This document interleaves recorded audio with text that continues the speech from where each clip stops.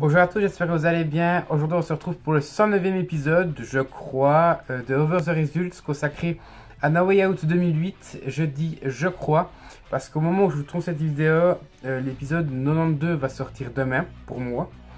Donc ça se peut qu'il y ait plusieurs chamboulements qui arrivent, comme vous avez pu le voir pour l'épisode 90 il y a 2 semaines pour vous, qui était en fait le 89. Donc je le dis dès maintenant pour les prochaines fois, si le numéro de l'épisode ne correspond pas avec ce qui est marqué, c'est que c'est tout à fait normal. Voilà.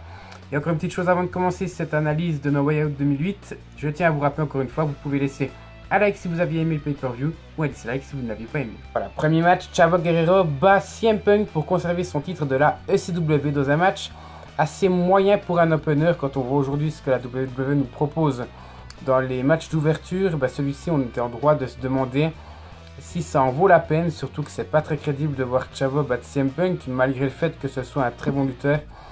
CM Punk était à l'époque très over dans le sens où il avait remporté quasiment tous les titres alors que ça faisait même pas un an qu'il était là. Je crois que ça faisait 10 mois. Et Chavo Guerrero, en fait, il perdait tous ses matchs et là, il venait d'être champion de la ECW. Pour moi, à l'époque et encore aujourd'hui, ce n'était pas crédible. Maintenant, au niveau du match, le match dure 7 minutes. C'est un peu court pour moi, surtout pour un match de championnat que je considérais à l'époque comme majeur avec le titre poids lourd et le titre de la WWE. Et puis, petite anecdote durant le match, on a CM Punk qui imite Eddie Guerrero. En fait, il imite Chavo, vous savez, juste avant de faire le Three Amigos que faisaient Chavo Guerrero et Eddie Guerrero. Et en fait, le public l'a pris un peu comme je me moque d'Eddie Guerrero, donc CM Punk s'est fait huer. Voilà, petite joke entre guillemets, mais ça a été très mal amené et il fallait que je le dise quand même. Maintenant au niveau du match, comme je l'ai dit, il n'y a pas énormément de choses, ça fait le taf, mais ça aurait pu être plus long, ça aurait pu proposer aussi beaucoup plus de choses. C'est pour ça que j'ai mis la note de 6 sur 10. Deuxième match, Undertaker bat Batista, Finlay, Big Daddy V, MVP et The Great Khali pour devenir le challenger numéro 1 au titre de soit Edge, soit Mysterio à WrestleMania 24. Donc j'ai marqué que c'était un très bon Elimination Chamber match. Je l'ai moins aimé que celui qu'on aura dans le main event pour déterminer le challenger numéro 1 au titre de la WWE, mais j'en parlerai plus tard pourquoi. D'abord, je vais vous faire le détail des éliminations. Donc la première élimination, ça a été Big Daddy V par Batista. La deuxième, The Great Khali par Undertaker. La troisième, déjà là, rien que là, c'était bizarre de voir les deux big men, entre guillemets, se faire éliminer dès le début. Troisième élimination, MVP par Finlay après un chokeslam de l'Undertaker du haut d'une des 4 cages. Quatrième élimination, Finlay par Undertaker après un chokeslam sur la grille à l'extérieur du ring. Et enfin, l'Undertaker élimine Batista pour devenir le challenger numéro 1. J'ai marqué le bon côté du match, c'est d'avoir éliminé tous les heels, parce qu'on savait déjà que Edge allait battre Rey Mysterio. Et on savait qu'on allait avoir un face contre heel à WrestleMania. Donc on enlève les heels. Et au moins c'est crédible pour le suspense de la fin. Surtout que Finlay se fait éliminer et qu'on a vraiment Edge, Batista et Undertaker qui ont débuté le match d'ailleurs. Et qui finissent à la fin, ce qui est totalement crédible. D'ailleurs au passage, c'est de nouveau un affrontement de malades entre Batista et Undertaker qui fait référence à leur rivalité de l'année précédente, donc en 2007. J'ai marqué cependant petite déception et c'est ça qui va faire toute la différence avec l'autre Elimination Chamber match de la soirée. C'est qu'on a au maximum 4 lutteurs sur le ring. Et ça va durer genre 30 secondes. Mais on a toujours 3 lutteurs. C'est-à-dire que on a Batista et Undertaker qui commencent. Il y a Big Daddy V qui arrive, il se fait éliminer. Puis The Great Khali arrive et il se fait éliminer. Enfin vous voyez, on n'a jamais les 6 lutteurs ou même 5 qui sont ensemble sur le ring. Donc on est pratiquement toujours à des matchs triple menace. Et à chaque fois il y a un autre lutteur qui arrive. Je trouve ça dommage et j'ai marqué que j'avais vraiment pas aimé ce côté-là. Mais comme vous le voyez, j'ai été satisfait de ce match-là. Et j'ai mis la note de 8,5 sur 10. Troisième match, Ric Flair bat Mr. Kennedy par soumission dans un career threatening match. Donc si Ric Flair perdait un match, il était obligé de prendre sa retraite. Donc là en l'occurrence, il ne prend donc pas sa retraite. Et par contre j'ai marqué le match n'est pas ouf. Il y a de bonnes choses, notamment les figures 4 leg lock de Kennedy qui tentent en fait de terrasser de battre Ric Flair avec ses propres prises donc à Ric Flair. Donc c'est très bien je trouve. Et je suis content en fait parce que durant tout le match c'est Mr. Kennedy qui va dominer. Et je trouve que c'est une bonne chose, sinon on aurait eu des moments assez chiants avec des dominations de Ric Flair. Et vous savez que je n'aime pas Ric Flair. Pour moi c'est une très bonne chose que Kennedy domine la plupart du temps. Après j'ai marqué le match dure 7 minutes, pas bien, le selling est pas ouf non plus.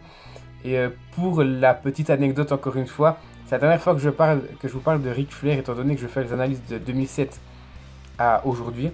Et que c'était le dernier pay-per-view qui me manquait durant la carrière de Ric Flair. Donc je risque de ne plus en parler, de plus m'en plaindre durant plusieurs mois. Donc profitez-en.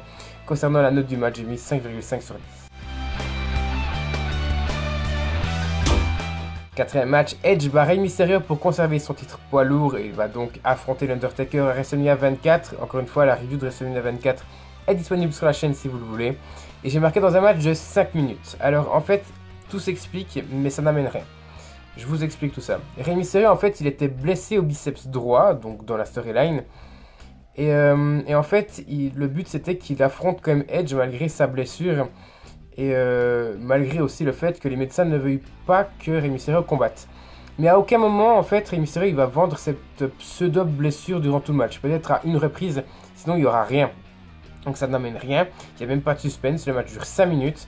Ça sert à rien en fait. Ça aurait très bien pu amener quelque chose en plus pour ce match-là. Mais en fait, je vais vous expliquer, le match, il ne sert à rien. En soi, il sert juste à dire, c'est Edge qui va affronter Undertaker, mais le match ne propose rien.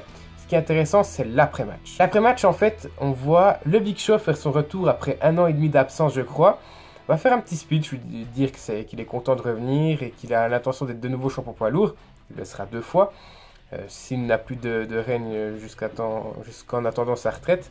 Il aura eu 2 règnes de champion poids lourd, dont un qui a duré genre 2 minutes. Et puis, d'un coup, il va attaquer Rey Mysterio qui était en train d'être amené sur une civière parce qu'il était vraiment blessé. Et en fait, ça attise simplement le match avec Floyd Mayweather qui était dans le public et qui était, entre guillemets, dans la storyline, un ami de Rey Mysterio. Donc, au moment, en fait, Big Show, il n'attaque pas vraiment Rey Mysterio, il le met sur le ring. Il surjoue en fait un chokeslam, il lui dit, si tu viens pas, je lui fais un chokeslam. Finalement, il y aura une confrontation entre les deux et on a Floyd Mayweather qui va péter le nez du Big Show après 3 coups de poing. Et c'est surtout les 2 crochets du gauche qui vont péter le nez du Big Show. Donc ça attisait tout simplement le match à WrestleMania 24. C'est une bonne chose, mais pourquoi avoir tout simplement tué le match pour un titre poids lourd? Moi je ne comprends pas. Juste pour ça, je ne comprends pas. Donc j'ai été déçu et c'est pour ça que j'ai mis la note de 3 sur 10.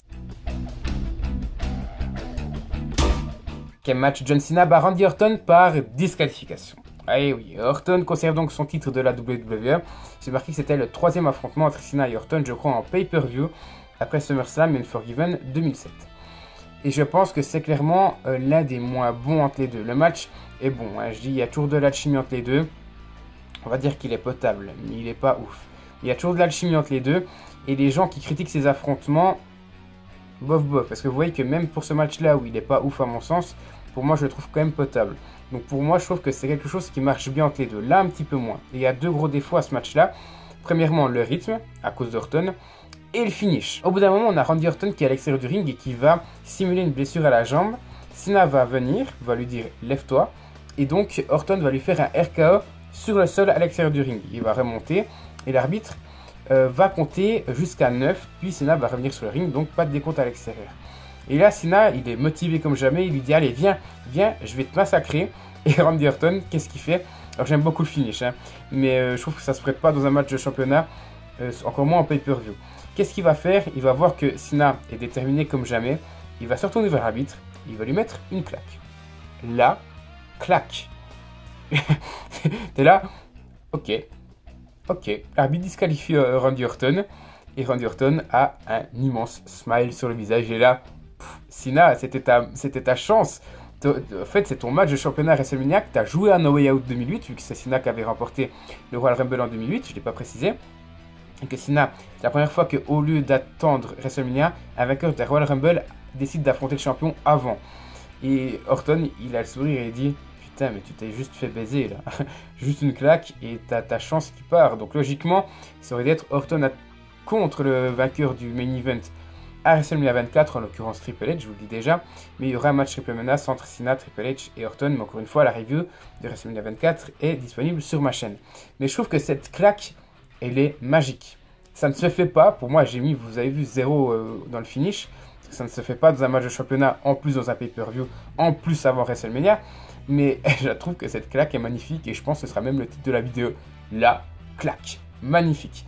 Bref, vous l'avez compris, c'était un match qui était bon, mais sans plus, l'un des moins bons entre les deux, et c'est pour ça que j'ai mis la note de 6,5 sur 10.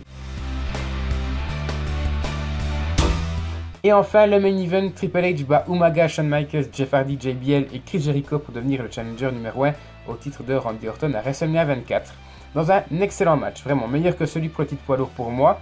Et malgré le fait qu'ils sont quand même plus courts d'au moins 6 minutes, parce que le match pour le titre poids lourd, l'Elimination Chamber match, avait duré 30 minutes, et celui-là n'a tout juste pas duré 25 minutes. Mais je le trouve mieux en fait. Je trouve qu'il est mieux construit, et à un moment donné, il y a 5 catcheurs sur le ring, et ça fait toute la différence avec le match pour le titre poids lourd. Première élimination, JBL par Chris Jericho après un code breaker, et ce dernier va revenir se venger en attaquant tous les participants sauf Triple H, je crois, avec une chaise. Deuxième élimination, Umaga, encore une fois par Chris Jericho, après que tout le monde lui porte sa prise de finition. Donc on a, qu'est-ce qu'on a? Je crois qu'on a un code breaker de Chris Jericho, un pedigree de Triple H et une Swanton Bomb, je crois, de Jeff Hardy. Je sais peut-être qu'il y a un switching music de Shawn Michaels, mais je m'en souviens plus. Bref, tout le monde a porté sa prise de finition. En tout cas, il s'en est au moins reçu 3. Et comme ça, Umaga n'était pas trop décrédibilisé. 3 éliminations, donc tout de suite après celle-là. Chris Jericho par Jeff Hardy, juste après un switching music de Shawn Michaels. 4 éliminations, Shawn Michaels par Triple H après un pedigree. Et peu de temps après, donc on a Jeff Hardy par Triple H après 2 pedigrees, dont le dernier sur une chaise. Franchement, j'ai marqué le show se termine très très bien. C'était un très bon match. Vous les voyez, j'ai mis la note de 9,5 sur 10. Voilà, donc si on additionne toutes ces notes et qu'on divise par 6 qui est le nombre de matchs, on arrive à la note de 6,5 sur 10. Donc shop pas ouf. En 2008 ça passe encore mais pas ouf. On a les deux, comment dire ça, les 2 Elimination Chamber matchs qui sont bons, mais les 2 matchs pour les titres majeurs, et même les 3, sont peut-être pas ouf. Le match de Ric Flair pour un match de Ric Flair est plus ou moins potable. Mais en fait, c'est surtout le match pour le titre poids lourd qui a totalement décrédibilisé et fait chuter la note de ce pay-per-view. Voilà. N'hésitez pas à me dire ce que vous en pensez dans les commentaires. Je vous rappelle un like ou un dislike en fonction de si vous l'avez aimé ou non. Et à vous abonner à la chaîne si ce n'est pas encore fait. Objectif 2000 abonnés, je le rappelle. Encore une fois, un grand merci à ceux qui le feront. Et nous, on se retrouve donc tout bientôt pour la suite de la chaîne.